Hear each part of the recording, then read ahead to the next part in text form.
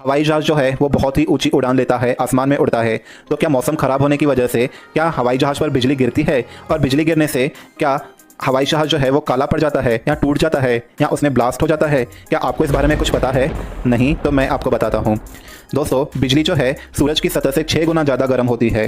तो दोस्तों, प्लेन जब आसमान में उड़ता है और अगर बिजली उस पर गिर जाए तो प्लेन को कुछ भी नहीं होता। लेकिन दोस्तों, सिक्योरिटी रूल्स के अनुसार अगर मौसम ख़राब है, जहाँ पर बिजली चमक रही है, पायलट वहाँ हवाई जहाज़ को नहीं लेकर जाता, वो रूट को चेंज कर देता है। तो आपके मन में ये सवाल आता होगा, अगर हवाई जहाज़ को कुछ नहीं होता तो ये रूट क्यों चेंज करते हैं? देखिए दोस्तों, जब मौसम ख़राब होता है और हवाई जहाज़ अगर हम वहाँ पर लेकर जाते हैं तो तूफान की वजह से हवाई जहाज़ जो है बहुत ही हिलता है और इससे अंदर जो लगेज वगैरह है वो गिरने की संभावना होती है। इसीलिए जो है अगर बहुत सारा किलोमीटर भी रूट चेंज करना पड़े तो पायलट जो है रूट चेंज कर देते हैं। दोस्तों, हवाई जहाज़ की जो बॉडी होती है वो एल्यूमिनियम से बनाई जाती है, साथ ही उसके ऊपर कॉपर की फाइल का लेयर होता है, और इसकी वजह से अगर बिजली हवाई जहाज़ पर गिर भी जाती है तो इससे कुछ नहीं। दोस्तों, जैसे कि रोड पर गाड़ियाँ चलती है, फिर वो 2 व्हीलर हो गई, हमारी बाइक, 4 व्हीलर हमारी कार, ट्रक, ये बहुत सारी गाड़ियाँ हमने देखी है और इन गाड़ियों में हॉर्न लगे हुए होते हैं। पर क्या हवाई जहाज़ में भी हॉर्न होता है? और अगर हॉर्न होगा भी तो उसका फ़ायदा क्या होगा? तो चलो मैं आपको बताता हूँ। दोस्तों, हवाई जहाज़ में भी रास्ते पर जैसे गाड़ियाँ चलती है और उनमें जैसे हॉर्न होते हैं वैसा ही हॉर्न होता है, पर इसका इस्तेमाल जो है पक्षियों को भगाने के लिए या उन्हें डराने के लिए नहीं, और साथ ही जो दूसरा विमान है उसको साइड लो ऐसे कहने के लिए नहीं होता, बल्कि इसका उपयोग जो है ग्राउंड स्टाफ और ग्राउंड इंजीनियर से संपर्क करने के लिए काम आता है। साथ ही अगर कोई प्रॉब्लम हो जाए तो इस हॉर्न का ग्राउंड पर इस्तेमाल किया जाता है, इसका हवा में कोई भी उपयोग नहीं होता। दोस्तों, क्या आपको पहले ये पता था? नहीं तो कमेंट्स करके बताना, और ऐसे ही फैक्ट्स के लिए हमारे दोस्तों, अक्सर हम जो भी गाड़ी लेते हैं उसका माइलेज चेक करते हैं। तो क्या आप हवाई जहाज़ का माइलेज जानते हो कि हवाई जहाज़ 1 लीटर में कितना आगे जाता है? नहीं तो मैं आपको बताता हूँ। दोस्तों, हम यहाँ पर बोइंग 747 का एग्जाम्पल लेंगे। तो दोस्तों, बोइंग 747 900 की स्पीड से, यानी कि 900 किलोमीटर पर आवर की स्पीड से उड़ता है। तो वो 4 लीटर हर सेकंड में यूज़ करता है आसमान में उड़ते वक्त।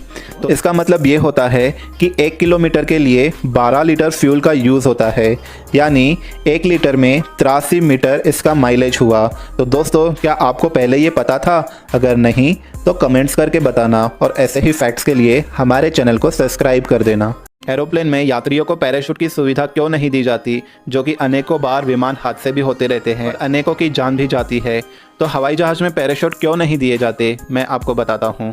दोस्तों, पैराशूट एक तो बहुत महंगे होते हैं, साथ ही इनका वजन जो है बहुत ही ज़्यादा होता है और इनको रखने के लिए बहुत ही ज़्यादा जगह लगती है। एक तो इनका वजन जो है काफ़ी ज़्यादा होता है और इसलिए ईंधन का खपत जो है वो बहुत ही ज़्यादा होता है, इसीलिए एक तो पैराशूट नहीं दिए जाते। इसका दूसरा कारण यही है कि यात्रियों को एक तो पैराशूट का इस्तेमाल करना नहीं आता, और अगर पैराशूट होगा भी तो उसे वो खोल नहीं पाएंगे। यात्रियों का विमान क्रैश के समय एक साथ कूद पाना भी संभव नहीं है और भगदड़ मच जाएगी, अफरा तफरी मच जाएगी, जिससे और भी ज़्यादा खतरा बढ़ सकता है। इसीलिए हवाई जहाज़ में जो है पैराशूट नहीं दिए जाते। तो क्या आपको पहले ये पता था? अगर नहीं तो कमेंट्स करके बताना, और ऐसे ही फैक्ट्स के लिए हमारे चैनल को सब्सक्राइब कर देना।